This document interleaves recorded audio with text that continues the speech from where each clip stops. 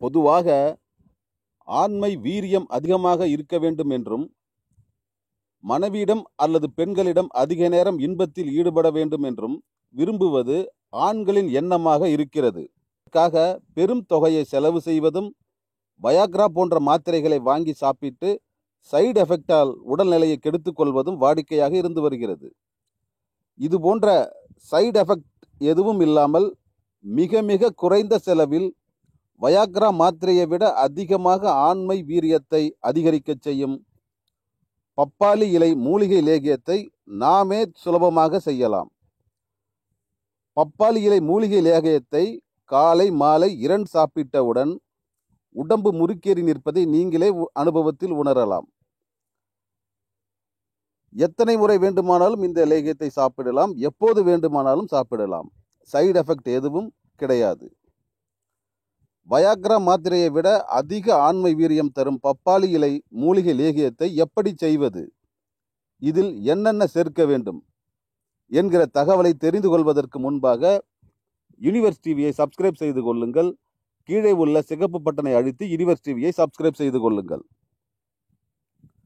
Papaya என்று ஆங்கிலத்தில் அழைக்கப்படும் பப்பாளி செடியின் 10 இலைகளை பறித்து வந்து காம்புகளை கிள்ளி எறிந்துவிட்டு பப்பாளி இலைகளை நல்ல தண்ணீரில் கழுவி சுத்தம் செய்து கொள்ள வேண்டும்.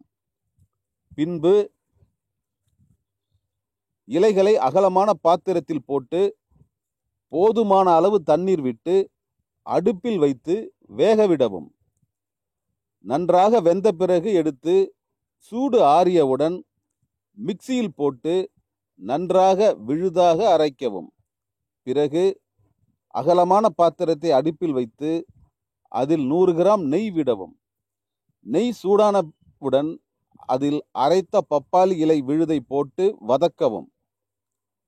கேஸ் அடுப்பை சிம்மில் வைத்து மிதமான சூட்டில் நன்றாக வதக்க வேண்டும். இப்போது 20 கிராம் பனை வெல்லத்தை தண்ணீரில் கரைத்து வடிகட்டி எடுத்துக்கொள்ள வேண்டும்.